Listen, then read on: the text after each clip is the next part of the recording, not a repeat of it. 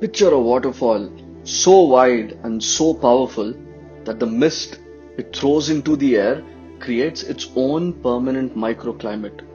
A pocket of cool, damp air in the middle of the African savanna. 105 meters of water dropping into the Lucala River. The roar of it audible from kilometers away. This is Kalandula, one of the largest waterfalls in Africa, and almost nobody outside Angola has heard of it. Now picture a dance so intimate, so close, so deeply felt that it has spread from the nightclubs of Luanda to dance floors in Paris, Tokyo and Buenos Aires. A genre of music and movement that emerged in the 1980s from this country's streets, carrying in its rhythm the memory of everything Angola had been through: slavery, colonialism, civil war, and joy, despite everything. Now picture a queen, 17th century, a woman who fought the Portuguese colonial machine for 40 years, making alliances, switching tactics, using diplomacy when it served her, and guerrilla warfare when it didn't. And who died in her 80s, unbowed, undefeated, still ruling the kingdom she had built and defended with everything she had. This is Angola, a country of staggering natural wealth, devastating historical trauma, extraordinary resilience, and a culture so alive it dances even now. Welcome back to Around the World in Half an Hour. I'm Ray, and this is episode 5. We've moved through Afghanistan, Albania, Algeria, and the tiny mountain kingdom of Andorra.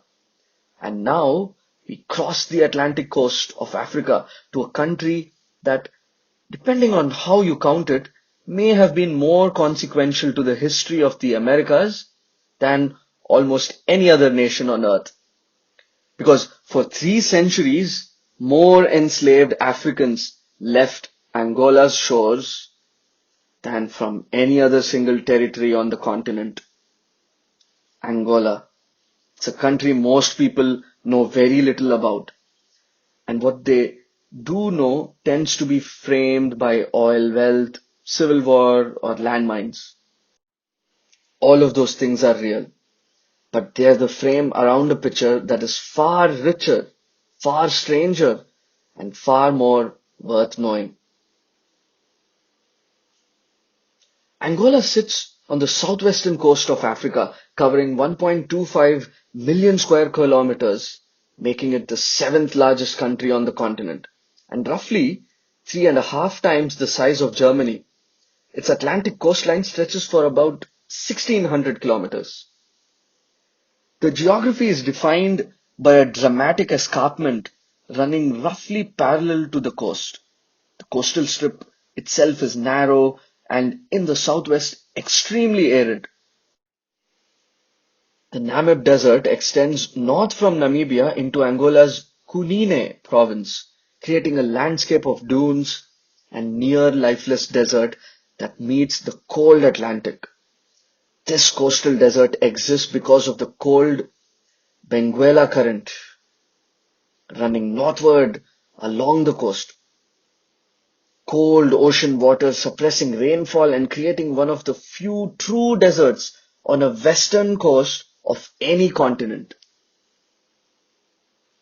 Behind the coastal strip, the land rises sharply to the Ba Plateau, a broad elevated highland occupying the central core of the country, averaging 1500 to 1800 meters above sea level.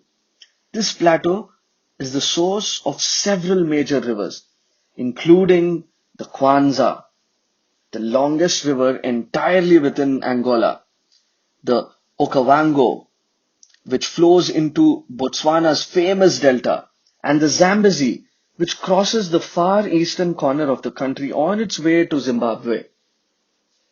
This river headwaters make Angola one of the most important freshwater sources in southern and central Africa. The north of the country, including the Cabinda exclave, a small territory separated from the rest of Angola by a strip of DRC and Congo-Brazzaville, is wetter, greener, covered in equatorial and tropical forest. The northeast is savanna, transitioning to the drier plateau in the center and the desert coast in the southwest. The population of approximately 37 to 40 million people is young. Nearly half are under 18 and increasingly urban, concentrated in and around Luanda, the capital, which holds somewhere between 8 to 10 million people. It is one of Africa's largest cities and historically one of its most expensive, a function of the oil economy that inflated costs dramatically. The currency is the kwanza, abbreviated AOA, named after the great river. Angola borders the Democratic Republic of Congo to the north and northeast, a vast troubled neighbor with whom Angola shares deep historical and ethnic ties, particularly among the Bakongo people who straddle that border. To the east is Zambia and to the south is Namibia. The Cabinda exclave, separated from Angola proper by the DRC's narrow coastal strip, shares borders with both Congo-Brazzaville and the DRC.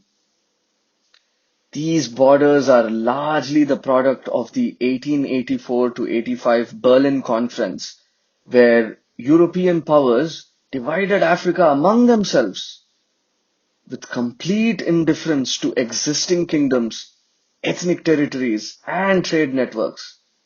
The Bakongo people, for instance, found themselves split between Angola, DRC, and Congo-Brazzaville by the stroke of a European pen. The Chokwe of the east were divided between Angola and Zambia. This arbitrary cartography is the underlying architecture of many of Angola's political complexities. Angola's pre-colonial history is the history of several sophisticated African kingdoms whose power and sophistication were systematically underestimated and ultimately destroyed by Portuguese colonialism.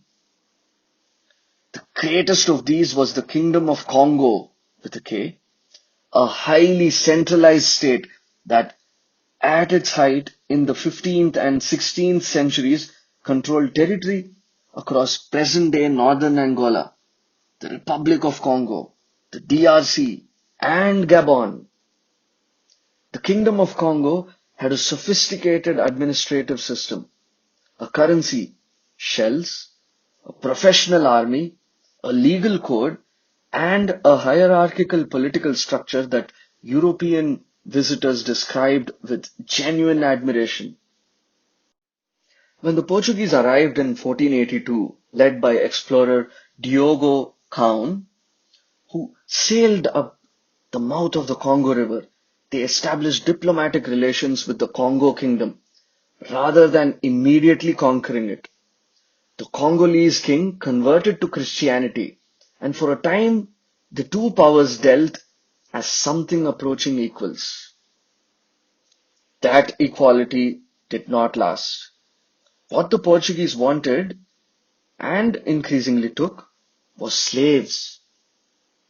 The transatlantic slave trade from Angola was one of the largest and most sustained forced migrations in human history. Enslaved people were Angola's major export, and Portugal was actively involved in their acquisition, more so from the late 17th century. Over the roughly 3 centuries that the trade operated at full scale, from the mid-16th century to its formal abolition in the mid-19th, an estimated 5 to 6 million people were taken from the territory of Angola and shipped to Brazil, the Caribbean, and North America. More enslaved Africans came from this region than from any comparable area on the continent. The demographic damage was catastrophic. Census from the late 18th century show that there were twice as many adult females as males, a direct consequence of the systematic removal of working age men. The slave trade did not just take people, it destabilized and ultimately destroyed the kingdoms that had made this region sophisticated and complex. The Congo kingdom, drawn into supplying slaves to the Portuguese and driven by the civil wars that resulted, collapsed. The Ndongo kingdom, ruled by a king called the Angola, from whose title the name Angola derives, was destroyed when the Portuguese pushed inland in the 17th century. What rose in the vacuum was a colonial system of brutal extraction. Into this catastrophe walked one of the most remarkable figures in African history, Queen Nzinga of Ndongo and Matamba. Born around 1583, Nzinga was a princess of the Ndongo kingdom, who became its ruler and then expanded her control to the neighboring kingdom of Matamba. She spent 40 years, from roughly 1624 until her death in 1663, fighting the Portuguese colonial expansion with a combination of military genius, diplomatic skill, and sheer personal force. She allied with the Dutch when it served her, made peace with the Portuguese when she needed breathing room, used Christian conversion as a diplomatic tool while quietly maintaining traditional practices, and built an army that consistently frustrated Portuguese military campaigns. She organized escaped slaves and former soldiers into her forces. She never surrendered her sovereignty. Nzinga died in her 80s, still ruling. The territory she governed fell to Portuguese control within years of her death. But she had bought her people decades of relative autonomy, and her memory has never faded. Today she is celebrated as Angola's greatest national hero. Her statue stands in Luanda's Independence Square. She is on the country's currency. She is studied in schools. She represents, with complete historical justification, the idea that Angola has always resisted. The Portuguese consolidated full colonial control over Angola through the 19th and early 20th centuries, imposing a system of forced labor, the contrato, that was slavery in everything but name, persisting in various forms well into the 20th century. By 1960, after 4 centuries of colonial rule, there was not a single university in the entire territory. That is the measure of what colonialism left behind. Armed resistance began in 1961.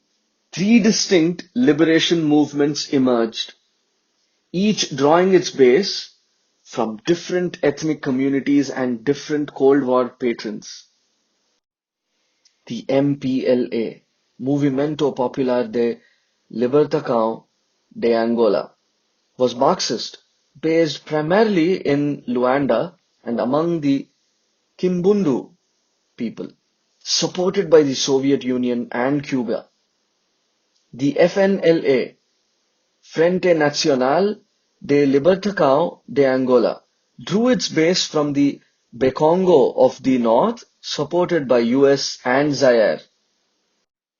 And UNITA, União Nacional para a Independencia Total de Angola, founded in 1966 by Jonas Savimbi, was rooted among the Ovimbundu of the Central Highlands, Initially Maoist influenced, later backed by the US and South Africa.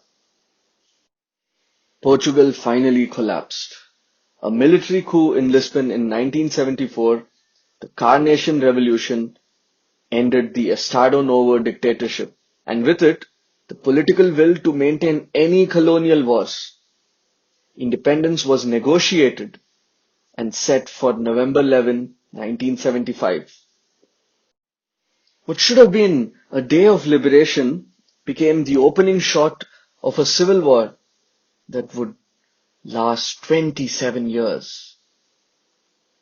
The three movements, unable to agree on power sharing, were already fighting each other by the time the Portuguese left. The MPLA, backed by Cuban troops, rushed to Luanda, secured the capital, and declared independence. UNITA and the FNLA, backed by the South African forces and American money, declared rival governments. The Cold War had found a new proxy battlefield in southern Africa, and Angola's people paid the price. The war that followed was one of the most devastating in modern African history. It killed an estimated 500,000 to 1.5 million people, displaced millions more, and turned Angola's countryside into one of the most heavily mined territories on earth. An estimated 10 to 15 million landmines were laid during the conflict, and they continued killing and maiming civilians for decades after the fighting stopped. The first ceasefire came in 1991 with the BC's Accord. UN-supervised elections were held in 1992. The MPLA won the first round. UNITA's Savimbi rejected the results and returned to war. From 30 October to 1st November 1992, the Halloween massacre occurred, in which thousands of UNITA and FNLA supporters in Luanda were killed by MPLA troops. The war resumed with renewed ferocity. It finally ended on February 22, 2002, when Jonas Savimbi was killed in a government ambush in the eastern province of Moxico. It only ended when Savimbi was killed.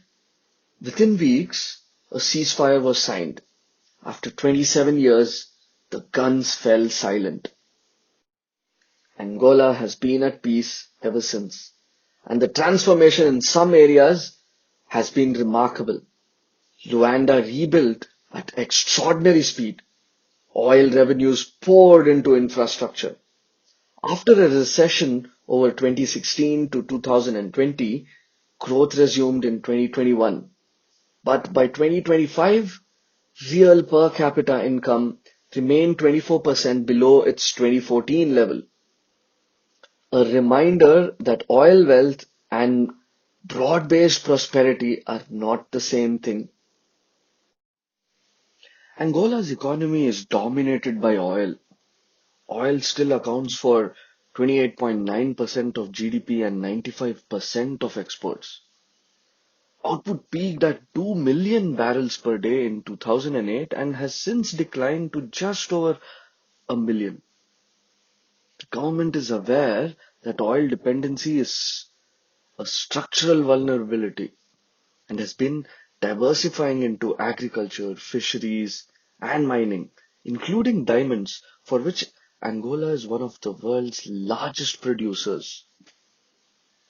Angola's oil-led growth remains non-inclusive, with high poverty, inequality, and youth unemployment, constraining social progress. The MPLA has governed Angola continuously since 1975, making it one of the longest ruling parties in Africa. The political system is stable in the sense that power has not changed hands violently since the war. It is less stable in terms of democratic accountability and anti-corruption. Former President Jose Eduardo dos Santos ruled for 38 years, from 1979 to 2017, one of the longest serving heads of the state in the world. His successor, João Lourenço, has pursued anti-corruption reforms with genuine, if selective vigor, including pursuing members of Dos Santos family, most notably his daughter Isabel dos Santos, once described as Africa's richest woman. Portuguese is the official and dominant language, the legacy of 5 centuries of colonial presence. But over 40 Bantu languages are spoken across the country. Umbundu in the central highlands, Kimbundu around Luanda, Kikongo in the north, Chokwe in the east. Queen and Zinga, already met but worth praising on. In the entire history of resistance to European colonialism in Africa, there is no more extraordinary individual story than hers. 40 years of resistance, never conquered, never broken. She deserves to be known worldwide as one of the great political and military leaders of the 17th century or of any century. Agostinho Neto, born 1922 in Ikolo e Bengo, near Luanda. He was a physician, a poet, and the founder leader of the MPLA, becoming Angola's first president upon independence in 1975. His poetry, written under colonial censorship, often smuggled out of prison, centered on themes of African dignity, colonial oppression, and the yearning for freedom. His most famous poem, Sagrada Esperanza, Sacred Hope, gave its name to his collected works, which have been translated into dozens of languages. He died of cancer in Moscow in 1979, 4 years after independence. Before the Civil War, he had tried to prevent, consumed everything he had built. His mausoleum in Luanda is a significant national monument. Pepe Tela, the pen name of Arthur Carlos Mauricio Pestana dos Santos, born 1941 in Benguela, he is the greatest Angolan novelist, winner of the Camões Prize, the highest honor in Portuguese language literature, and an MPLA guerrilla commander turned writer whose novels trace the arc of Angola's independence movement and its subsequent disillusionment with profound honesty. His novel, Muamba, written in the bush during the Liberation War, examines the ideological contradictions and human failures of the guerrilla movement from the inside. A Geração da Utopia, the generation of utopia, traces 4 Angolan characters from the idealism of the independence struggle through the cynicism of the Civil War years. He is not merely Angola's greatest novelist, he is one of the most important writers in the Portuguese language. Paulo Flores, born 1965 in Luanda, the most beloved contemporary Angolan musician, sometimes called the voice of Semba. His music, rooted in the traditional Angolan Semba form, with its warm acoustic guitar and wistful reflective lyrics, has become the soundtrack of Angolan nostalgia and identity for 2 generations. Less globally famous than Kizomba, Semba is the emotional heartbeat of Angolan music culture. Angolan cuisine is built on 2 foundations, cassava and palm oil. Cassava, introduced by the Portuguese from Brazil in the 16th century became the staple carbohydrate of the entire country. Eaten as funje, a thick, smooth porridge of cassava flour that functions as the Angolan equivalent of rice or bread, the neutral base that carries every sauce, every stew, every meal.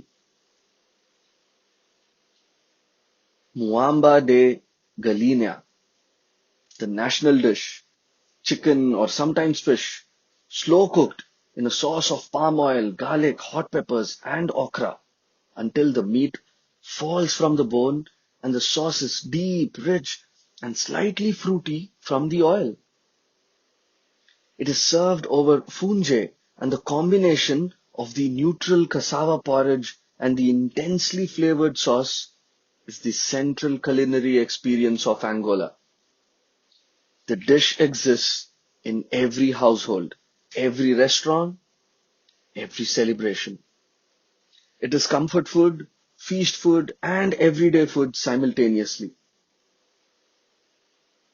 Kalulu, dried fish or meat, rehydrated and slow cooked with tomatoes, onions, spinach, and okra, again in palm oil. The dried fish gives it an earthy, deeply savory base note that fresh fish cannot replicate. It is slow food, the kind that improves with time and is better made the day before. Funje with muamba de jinguba, a rich peanut stew typically made with chicken or beef, the ground peanuts thickening and enriching the sauce into something dense and warming. Peanuts came to Angola via the Portuguese from South America, were adopted into indigenous cooking and are now indispensable. Piro, a thicker, slightly more textured cousin of funge made from cornmeal or cassava flour, used particularly in the south. Cocada amarela, the great Angolan dessert. A golden egg-rich coconut pudding, coconut milk, and grated coconut cooked with sugar, egg yolks, and cinnamon to a thick, silky consistency that sets into something between a custard and a confection. It is unmistakably Portuguese in its egg yolk richness, unmistakably tropical in its coconut heart. Angola in a spoon. The coastal cities eat extraordinary seafood. Luanda's Ilha Peninsula is famous for its restaurants and informal beach grills, where freshly caught fish, robalo, sea bass, is grilled over charcoal and served with rice and hot sauce. Angola has given the world three musical forms of real significance, each born from the specific conditions of this country's history. Semba is the oldest, a genre of Angolan urban music that developed in the Musakesh, the informal settlements around Luanda, through the 20th century. Its instrumentation, guitar, percussion, voice, is warm and spare, and its emotional register is nostalgic, bittersweet, celebratory. Semba is widely considered the direct ancestor of Brazilian samba.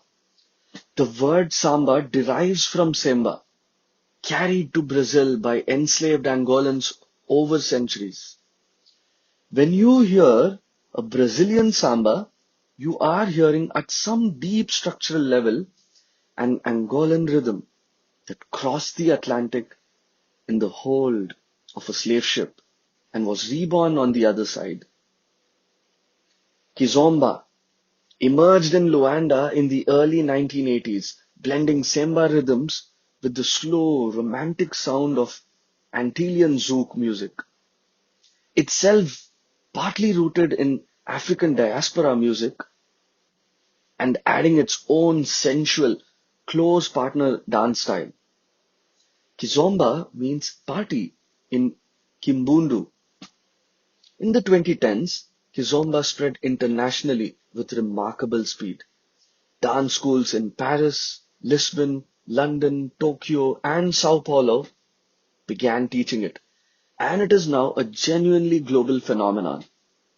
It is simultaneously music for dancing and music for feeling. Slow, intimate, deeply emotional. Kuduru is the third wave, a frantic, electronic, high energy dance music that emerged in Luanda in the late 1980s and early 1990s during the worst years of the Civil War. Its beats are fast, its energy deliberately, almost aggressively joyful. Music made to escape reality by turning the volume up so high that the war outside becomes inaudible.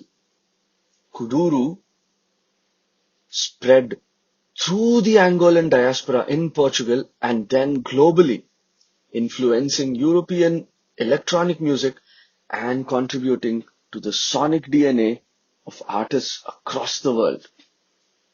Together, Semba, Kizomba, and Kuduru tell the story of Angola in three movements: the nostalgia of the colonial era, the longing of the warriors, and the furious joy of survival. Luanda, the capital, is a city of violent contrasts. Glittering oil boom towers alongside oceanside Muzakesh, Portuguese colonial architecture crumbling next to new Chinese-built highways. The Fortaleza de São Miguel, a Portuguese fortress built in 1576, used for centuries as a slave trade hub. Now a military museum with panoramic views over the bay is unavoidable.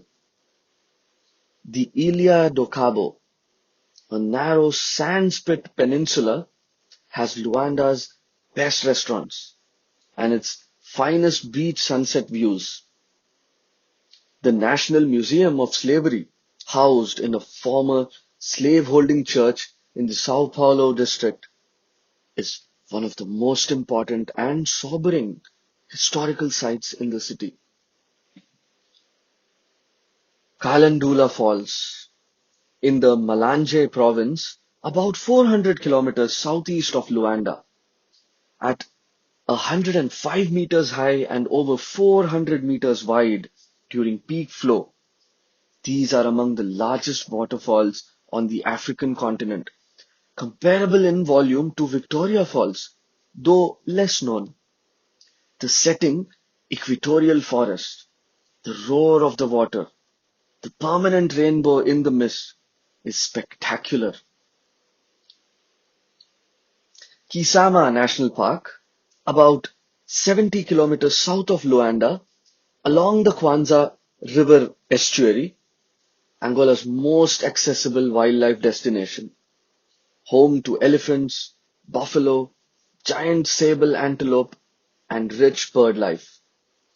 The giant sable antelope, Hippotragus niger variani, the palanca negra, is Angola's national symbol, found only in this park and the Kangandala Reserve. It was feared extinct during the Civil War years. Its rediscovery and protection since 2002 is one of Angola's conservation success stories. Mbanza, Congo, in the far north, the former capital of the Kingdom of Congo, a UNESCO World Heritage Site since 2017. The ruins of the old royal city, including the Cathedral of the Holy Saviour, built in the 16th century, and one of the oldest churches in the sub-Saharan Africa, speak to the sophistication of the Congo Kingdom before its destruction. Tundawala Gap, near the highland city of Lubango in the southwest, this dramatic escarpment drops nearly a kilometer to the coastal lowlands below. The views from the edge across hundreds of kilometers of Africa are considered among the finest in the southern half of the continent. Football is Angola's dominant sport and its deepest sporting passion. The national team, the Palancas Negras, named for the giant sable antelope, qualified for the FIFA World Cup in 2006 in Germany, their first and so far only appearance at the tournament. The achievement was celebrated with extraordinary national pride. Club football is fierce and popular. The Luanda Sports Club, Petro de Luanda, and Primero de Agosto dominating the domestic league. Petro de Luanda have competed in African club competitions with distinction. Basketball is unusually strong for an African nation.